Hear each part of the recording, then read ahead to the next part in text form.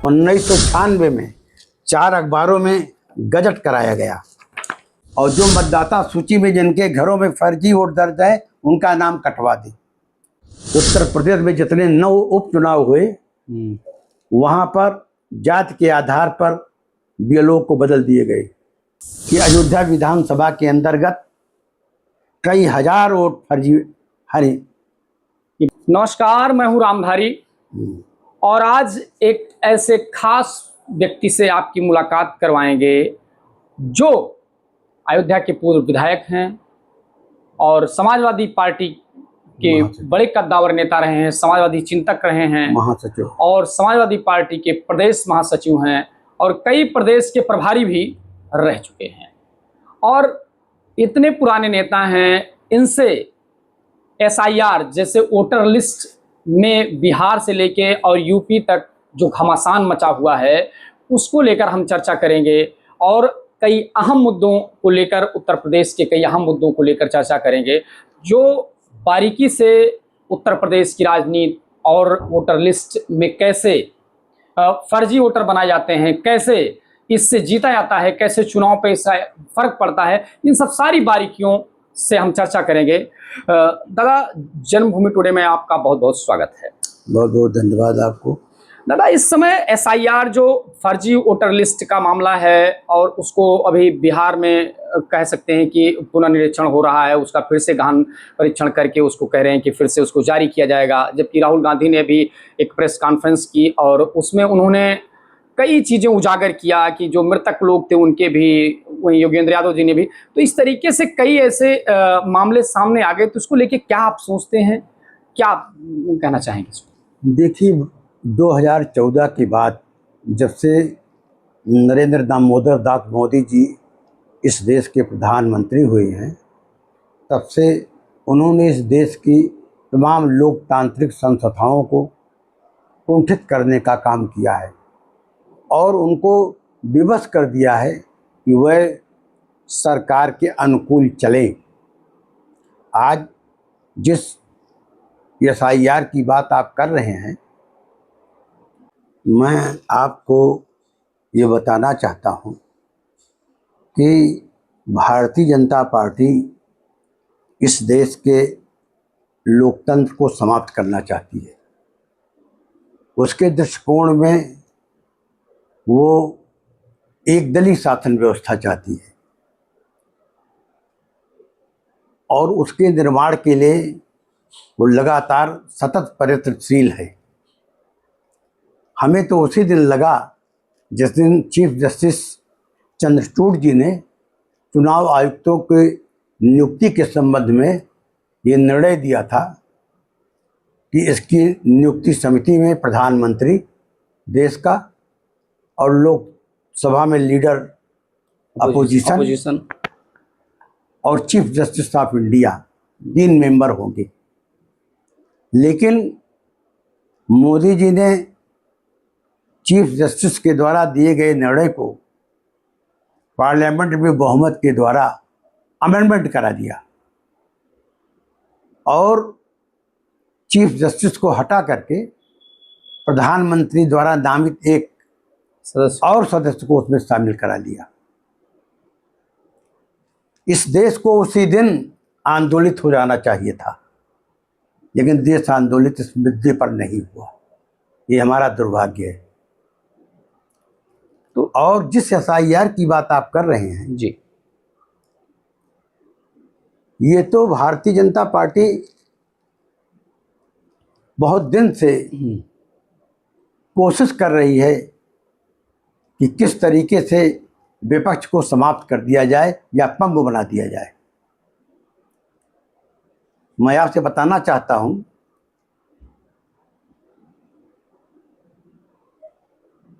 कि आज पहला मौका है जिस ईवीएम को लेकर के चुनाव आयोग हमेशा आश्वस्त रहता था, लेकिन चुनावी इतिहास में पहला मौका है कि जब सुप्रीम कोर्ट ने हरियाणा के पंचायत चुनाव के जिला पानीपत के भुवाना लखू गांव के एक प्रकरण को ईवीएम को अपने सामने काउंटिंग कराया। हाँ, ये बहुत बड़ा मामला है। और ये इतना बड़ा मामला है कि जिसने सिद्ध कर दिया इस देश के अंदर कि ईवीएम के द्वारा भी बेईमानी की जा सकती है। 2022 में ये मामला हरियाणा हाई कोर्ट से चला और इसमें 6 अगस्त को 2025 को मशीन लाई गई और सुप्रीम कोर्ट के सामने काउंटिंग हुआ, जिसमें मोहित कुमार को 1051 वोट मिला था, कुलदीप सिंह को 1000 वोट मिला था, लेकिन कुलदीप सिंह को विजयी घोषित कर दिया गया था। मोहित कुमार ने अपने संघर्ष के द्वारा ईवीएम को सुप्रीम कोर्ट के सामने जब काउंटिंग हुई तो 51 वोट से सुप्रीम कोर्ट ने उसे जिता दिया और ये सिद्ध कर दिया कि ईवीएम के द्वारा बेईमानी की जा सकती है। ये तो स्पष्ट हो गया। जी, आप भी एक चर्चा कर रहे थे कि आपके साथ भी एक ऐसी घटना घटित हुई थी जिसको लेकर आप लोगों ने एक लंबा संघर्ष किया है। हम लोग आदरणीय मुलायम सिंह यादव जी के नेतृत्व में समाजवादी पार्टी ने हमेशा लोकतांत्रिक मूल्यों की स्थापना के लिए संघर्ष किया और आज हमारे पार्टी के राष्ट्रीय अध्यक्ष आदरणीय अखिलेश यादव जी कर रहे हैं। हम माननीय मुलायम सिंह जी के साथ शुरू से समाजवादी आंदोलन को बनाने में उनके सहयोगी रहे हैं और हमेशा मैं अयोध्या विधानसभा से चुनाव लड़ता था। मैंने देखा कि अयोध्या विधानसभा में मंदिरों में, मठों में और घरों में हजारों फर्जी वोट बनाए गए हैं। जब मैंने उसको देखा तो मैंने सबसे पहले उस जमाने के में जो चुनाव आयुक्त से उनको मिला, उनको ज्ञापन दिया।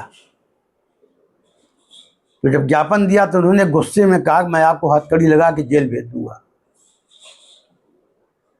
हम लोग गोमती गाड़ी से गए थे, गोमती एक्सप्रेस से, और 10-15 मिनट लेट भी हो गए थे। हमें उनके कोप भाजन का शिकार होना पड़ा, लेकिन चूंकि हम लोग समाजवादी थे और लड़ने वाले थे तो हम लोगों ने कहा कि चुनाव आयुक्त महोदय, हम लोग आप हथकड़ी लगा क्यों भेजेंगे, इंस्पेक्टर कोतवाली तो है नहीं और आपने मेरा प्रतिवेदन भी नहीं देखा। जब वो जोर जोर बोलने लगे तो मैं भी जोर जोर बोलने लगा, तो हमको बगल के कमरे में खैर बैठाया गया। उनके और सहयोगी लोग आए, उन्होंने डीएम फैजाबाद, कमिश्नर फैजाबाद से मेरे बारे में बात की। उन्होंने मेरी अच्छी रिपोर्टिंग दी तो उन्होंने कहा कि आप कल आइए। तो मैं दूसरे दिन गया। तो जब दूसरे दिन मैं गया, हमारे प्रतिवेदन पर उन्होंने डीएम फैजाबाद, एसडीएम सदर, जिला supply officer, executive engineer PWD की टीम बना करके जांच कराई और ये पाया कि अयोध्या विधानसभा के अंतर्गत कई हजार वोट फर्जी हरे। ये बहुत बड़ा मामला आपने सर्च किया और इसमें किया। उन्होंने उस समय अपने विशेषाधिकार से अयोध्या विधानसभा की वोटर लिस्ट निरस्त कर दिया था। अच्छा, चुनाव आयुक्त ने उसको निरस्त कर दिया और 20 मजिस्ट्रेटों की नियुक्त करके फिर से वोटर लिस्ट बनाई गई और फिर उसको 1996 में 4 अखबारों में गजट कराया गया। जो उस समय के एक अखबार में आपको दिखा रहा हूं, जनमोर्चा 4 सितंबर 1996 को, आप ये देख सकते हैं 4 सितंबर 1996 का है, जिसमें ये वोटर लिस्ट जो गजट होता है उसका पूरा गजट दिया गया है। और ये सैकड़ों पन्नों में है। कई पन्नों में है, ये देख सकते लीजिए। हैं, जिसमें जो है कई लाख का विज्ञापन गया होगा। हाँ। क्योंकि कई पन्नों में था तो इसलिए कई लाख का विज्ञापन जब जन मोर्चा में गया तो और बड़े अखबार जो रहे होंगे सब में गया, उस समय सब में गया और होगा। उस समय जब ये छपा हाँ। और गजट किया गया जिला उप जिला अधिकारी निर्वाचन अधिकारी रजिस्ट्रार की ओर से, तो कहा गया कि आप जो हैं, आप लोग जितने लोग हैं जिनका नाम फर्जी है और जिनका नाम दर्ज नहीं हुआ है, वह लोग 5/9/96 को दोपहर 3 बजे तक अपनी आपत्ति दर्ज करा दें, अपना नाम लिखवा दें, और जो मतदाता सूची में जिनके घरों में फर्जी वोट दर्ज है उनका नाम कटवा दें।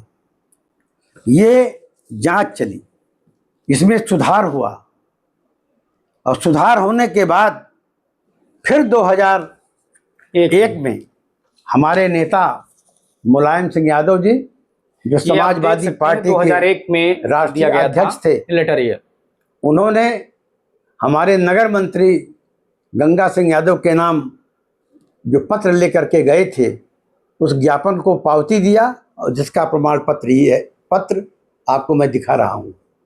तो इस तरीके से दादा उस समय लगभग कितने वोटों का घपला हुआ था? कितने वोटर लिस्ट? 30-40 हजार वोट कटे थे, 50,000 वोट कटे, 30-40 हजार से ज्यादा वोट कटे थे।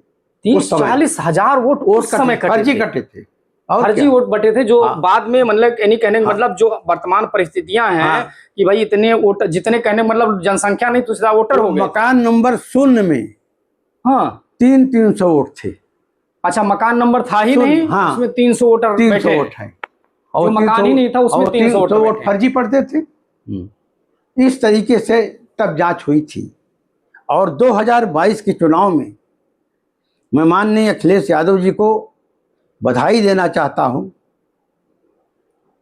कि उन्होंने 2022 के चुनाव को सब्र किया, लेकिन जब हम सब लोगों ने इसकी जांच पड़ताल किया, सारे पदाधिकारियों ने मिल करके किया, तो हम लोगों को लगा कि कितने षड्यंत्र के साथ भारतीय जनता पार्टी ने हम लोगों को चुनाव हराया है।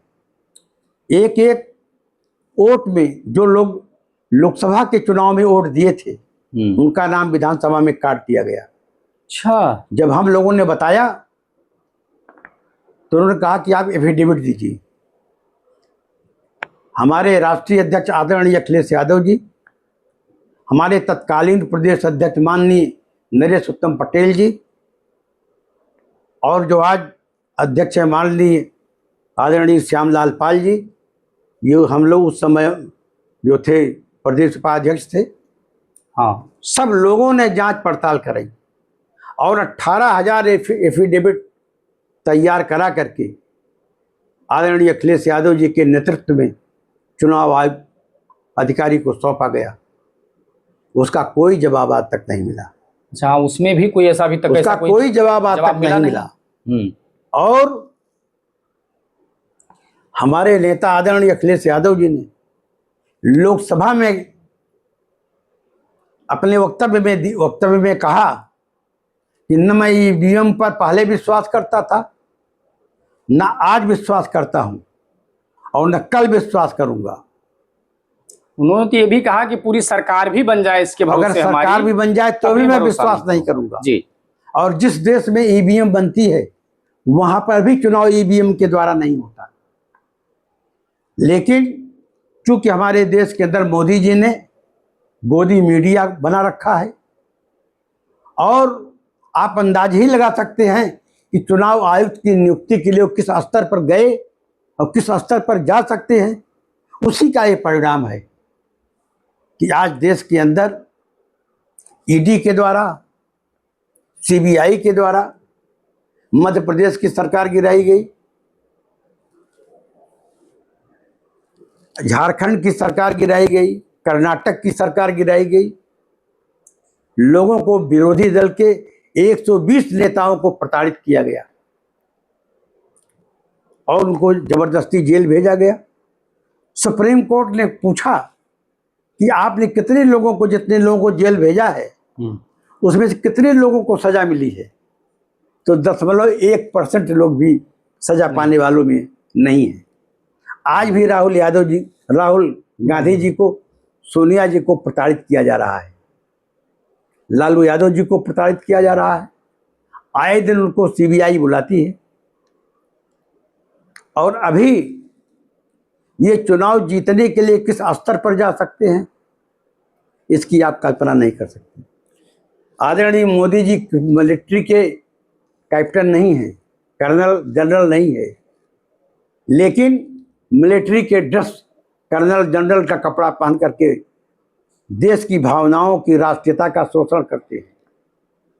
आपको याद है 2014 के चुनाव में मोदी जी ने गला फाड़ फाड़ करके कहा था कि हम इस देश में 2 करोड़ नौजवानों को नौकरी देंगे, काला धन वापस ले आएंगे, हर किसान की आय 2 गुनी कर देंगे, हर हाथ को काम और हर खेत को पानी देंगे, हवाई चप्पल पहनने वाला हवाई जहाज से सफर करेगा। लेकिन हुआ क्या? क्या 2019 के चुनाव में जब फिर चुनाव आया लोकसभा का, और प्रधानमंत्री मोदी जी ने उस समय हमारे देश के अंदर उन्होंने नहीं दोहराया कि अब हम 2 करोड़ लोगों की नौकरी देंगे, तो पुलवामा की घटना हुई। पुलवामा में सीआरपीएफ के 40 जवान शहीद हो गए। और पुलवामा ऐसी जगह है कि यहाँ एक एक फरलांग पर मिलिट्री की ड्यूटी लगी रहती। और मैं बधाई दूंगा आदरणीय अखिलेश यादव जी को कि इस सत्र में जब लोकसभा में वो बोल रहे थे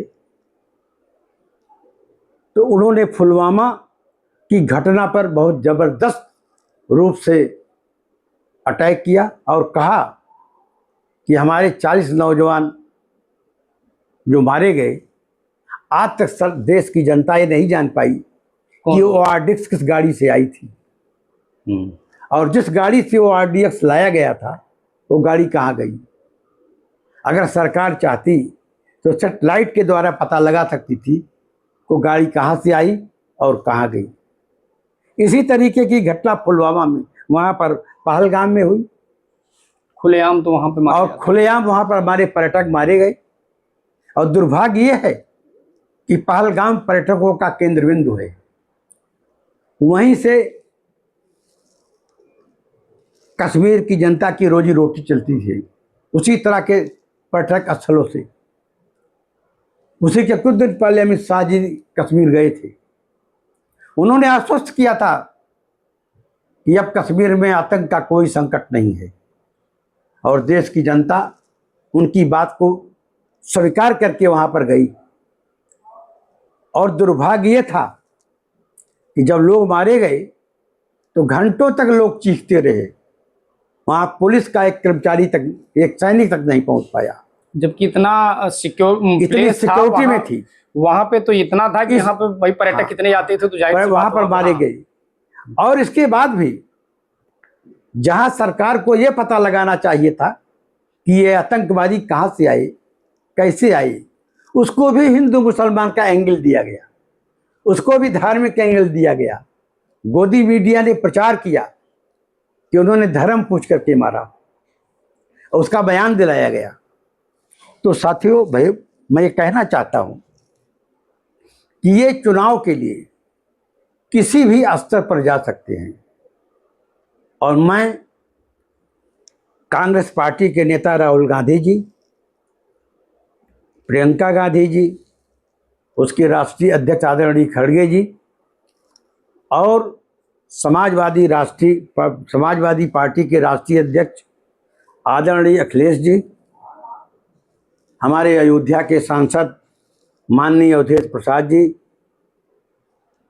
और हमारे 37 सांसद, सारे लोग आदरणीय अखिलेश जी के नेतृत्व में 300 सांसदों ने धरना दिया।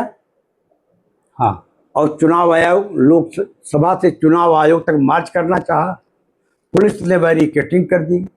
तब भी हमारे नेता आदरणीय अखिलेश यादव जी और प्रतीक यादव जी, आनंद भदौरिया जी, डिम्पल यादव जी, कैराना की सांसद, सारे लोगों ने बैरिकेडिंग को क्रॉस करके गिरफ्तारी दी और उनको चुनाव आयोग तक नहीं जाने दिया।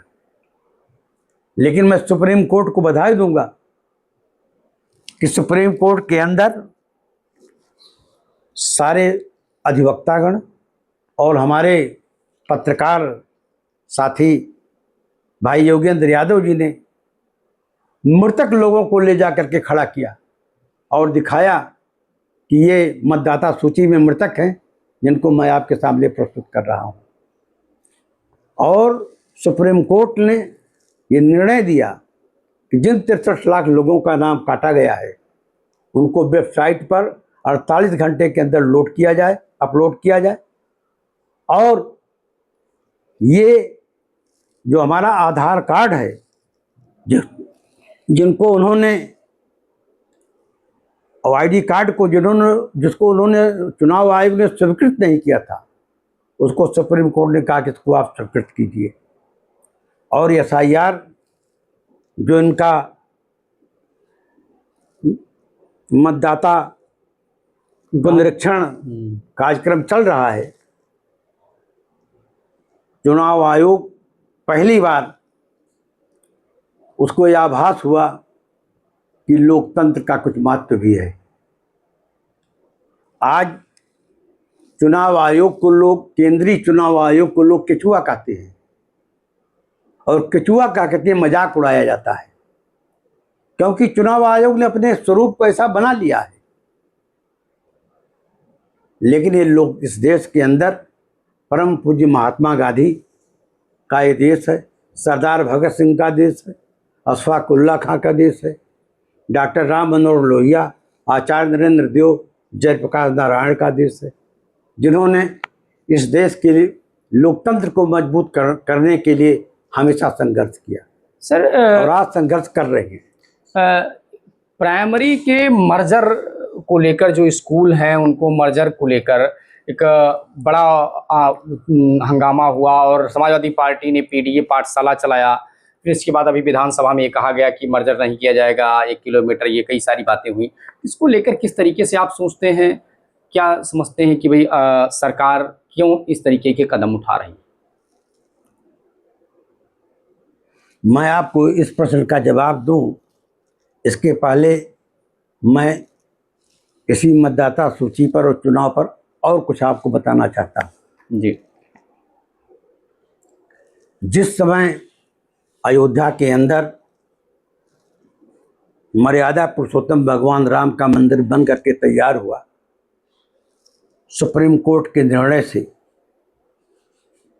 हमारे नेता माननीय मुलायम सिंह यादव जी को मैं बधाई दूंगा कि वे देश के इस पहले नेता थे जिन्होंने कहा था कि राम मंदिर का निर्माण न्यायालय के द्वारा होगा या आम सहमति के द्वारा होगा। और उन्हीं की बात सच हुई और सुप्रीम कोर्ट के निर्णय से राम मंदिर का निर्माण हुआ, जो स्वागत योग्य है। सारे देश ने उसका स्वागत किया। लेकिन मोदी जी ने अपने स्वरूप को ऐसे ढंग से प्रस्तुत किया कि जैसे लगा कि राम मंदिर का निर्माण मोदी जी और भारतीय जनता पार्टी करा रही है। और जब इन्होंने नारा दिया कि अब की बार 400 पार, तो चूंकि मर्यादा पुरुषोत्तम राम सबके हैं, वह कण कण में व्याप्त हैं, उनके आशीर्वाद से जिस तरीके से मुलायम सिंह यादव जी ने भारतीय जनता पार्टी की सांप्रदायिकता के रथ को रोका था, उसी तरीके से मैं बधाई दूंगा आदरणीय अखिलेश यादव जी के नेतृत्व में इंडिया गठबंधन ने राहुल गांधी, प्रियंका गांधी, आदरणीय खड़गे जी, सोनिया गांधी, सब लोग मिल करके इंडिया गठबंधन के लोगों ने उत्तर प्रदेश के अंदर अखिलेश यादव के नेतृत्व में भारतीय जनता पार्टी के रथ को रोकने का काम किया। और जो उन्होंने कहा था कि अब की बार 400 पार, उसको हमारे अयोध्या के सांसद, दलित सांसद, अयोध्या के सेवक आदरणीय अवधेश जी ने जीत करके एक भारतीय लोकतंत्र का को गौरवान्वित किया और समाजवादी पार्टी का झंडा अखिलेश यादव जी के नेतृत्व में बुलंद किया। आज भारतीय जनता पार्टी कहती है कि हम अयोध्या में चुनाव हार गए, लेकिन भारतीय जनता पार्टी को यह आभास होना चाहिए कि अयोध्या में ही नहीं चुनाव हारी है, वो अयोध्या मंडल में चुनाव हारी है।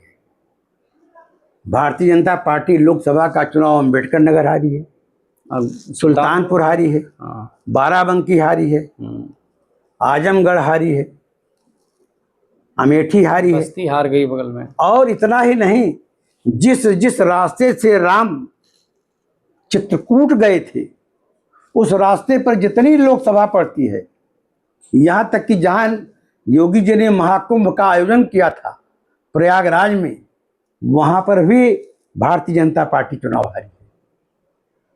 ये इनका अहंकार था जिसको मर्यादा पुरुषोत्तम भगवान राम ने चूर किया। और उसके बाद उत्तर प्रदेश में जो उपचुनाव हुए उसको बदले की भावना से चुनाव लड़ा गया। उत्तर प्रदेश में जितने 9 उपचुनाव हुए वहां पर जाति के आधार पर बीएलओ को बदल दिए गए, जाति आधार पर अधिकारियों की पोस्टिंग की गई और एक तरफा चुनाव लड़ा गया। तो आपका कहने का मतलब है कि यहाँ पर भी वोट के डाइवर्जन के लिए, यहाँ पर वोट के डाइवर्जन के लिए सारे अधिकारियों का प्रयोग किया गया, खुलेआम गालियां दी गई, हमारे पोलिंग एजेंटों को पीटा गया। उनका कहना है कि भाई जनता ने वोट दिया है और जनता ने तो में कामयाब रहे हैं। जितना वोट समाजवादी पार्टी को मिल्कीपुर में इस बार मिला उतना वोट कभी नहीं मिला होगा, लेकिन इन्होंने सरकारी कर्मचारियों का इस्तेमाल किया और फोर्स का इस्तेमाल किया और लोकतंत्र का गला घोंट करके चुनाव जीते हैं।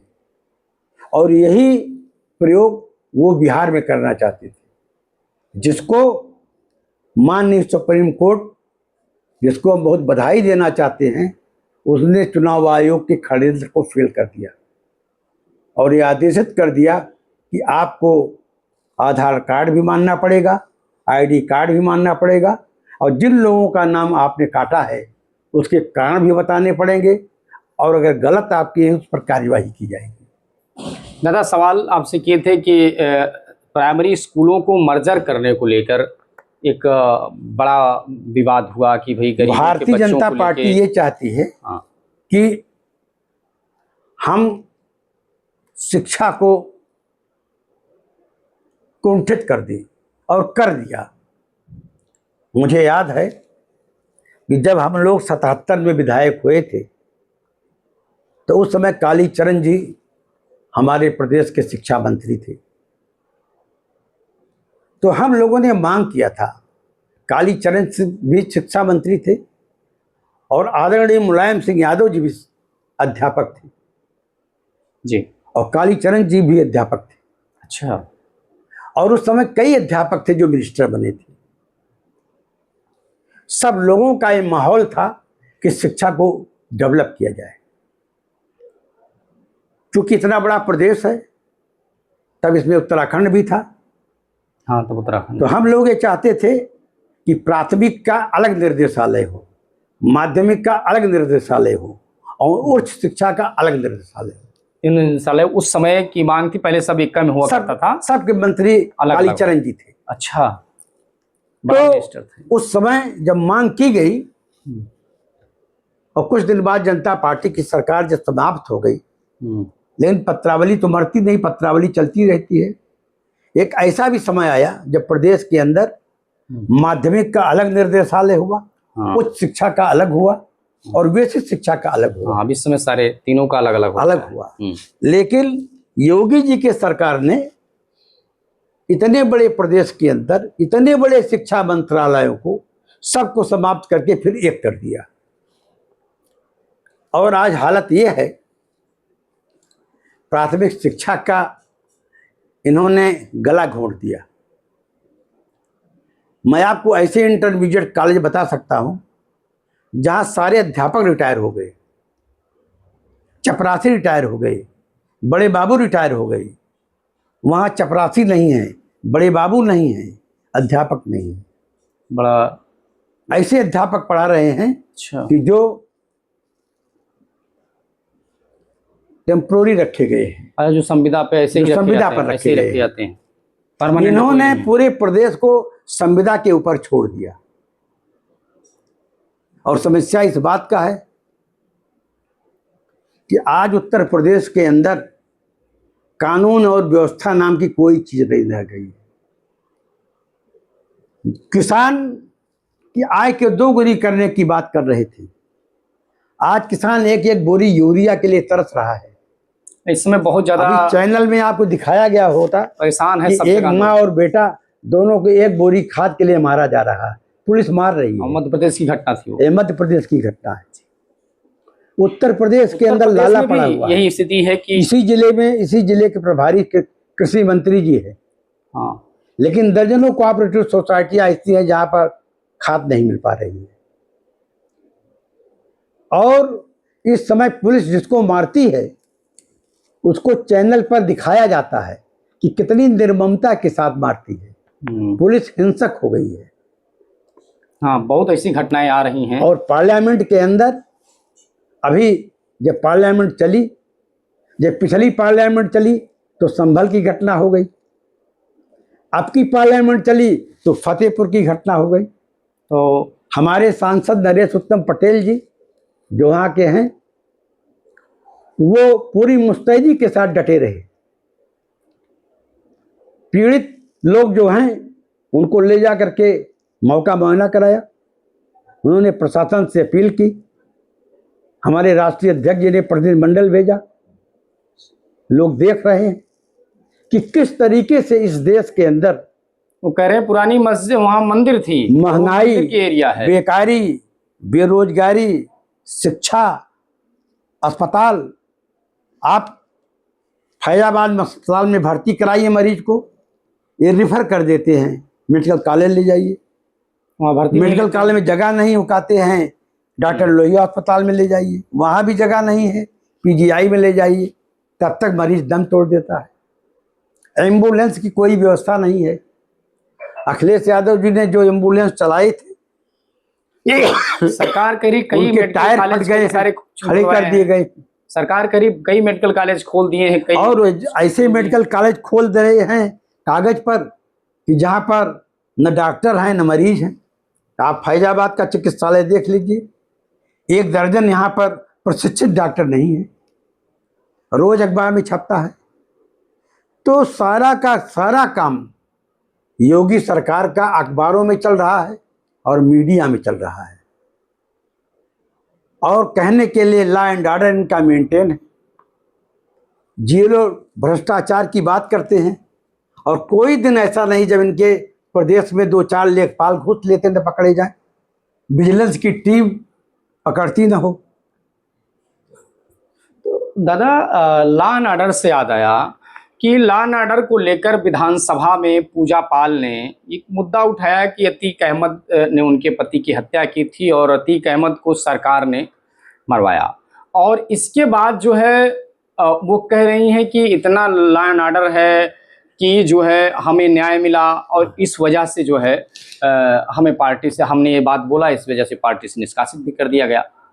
देखिए, पूजा पाल का व्यक्तिगत मामला है। अगर आदरणीय अखिलेश यादव जी को उनको दल से निकालना होता, जिस समय उन्होंने अपना वोट राज्यसभा में दिया उसी समय निकाल दिए होते। लेकिन अखिलेश यादव जी ने कभी इनके ऊपर एक्शन लेने की बात नहीं की। लेकिन हर पार्टी का एक अनुशासन होता है। हम हैं समाजवादी पार्टी के महासचिव, और बात करेंगे जब दूसरे दल की, तो हमारी पार्टी हमें महासचिव क्यों रखेगी? जाहिर सी बात, हमारी पार्टी हमको समाजवादी पार्टी में क्यों रखेगी? और अनुशासन चाहे छोटा कार्यकर्ता हो चाहे बहुत बड़ा कार्यकर्ता हो, लेकिन पार्टी से बड़ा कोई नहीं है। तो मैं नहीं सोचता कि उनके साथ अन्याय किया गया है।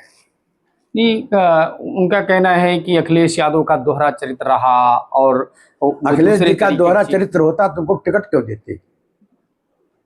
उनका दोहरा चरित्र है कि पूजा पाल का दोहरा चरित्र है?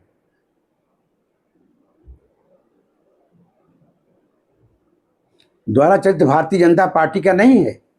बिजमा यादव के प्रकरण में क्या कर रही भारतीय जनता पार्टी? तो भाई जो कल बिजमा यादव तो बीजेपी का नेता रोज है। विधानसभा में चीखती है बेचारी। हाँ, अभी तो उन्होंने भी इस बात का मुद्दा उठाया था। कहाँ इसको सुनते हैं योगी जी?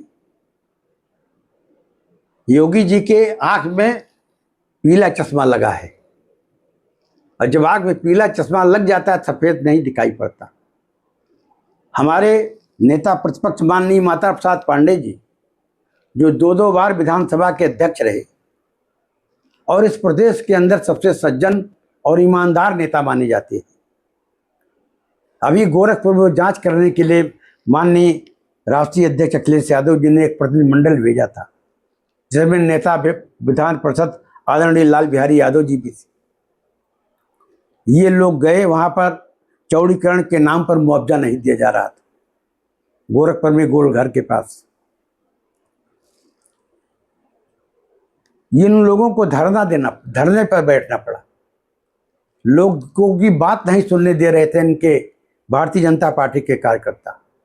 गाड़ियों पर पथराव करके इनकी गाड़ी तोड़ दिए, धरना देना पड़ा। तो दादा, धरने की कौन सी बात है? धरना तो बीजेपी सरकार में मंत्री दे रहे हैं, धरना जो है राज्य मंत्री दे रही हैं। और इनको धरना जो गुलाबा है, देवी धरने पर बैठी कानपुर में, हाँ, इनके मंत्री धरने पर बैठे और इनके विधायक रोज अखबारों में बयान दे रहे हैं, कोई सुनता नहीं। राज्य कारागार मंत्री जो है वो ट्रांसफार्मर उतार रहे थे। आदरणीय योगी जी कहते हैं अपने अधिकारियों से कि आप सीओजी नंबर उठाइए। मैं कहता हूं कि आप सीओजी नंबर लेखपाल से लेकर कमिश्नर तक और चौकी इंचार्ज से लेकर के एसपी तक मिला लीजिए। इन्हीं के एमएलए के फोन नहीं उठाए जाते।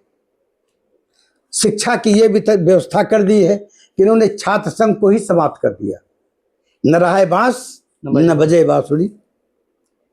अब नेता ही नहीं पैदा हो गए। जब नसबंदी ही हो गई तो बच्चे कहाँ पैदा होंगे? इन्होंने अच्छे नेताओं के पैदा करने पर ही रोक लगा दिया।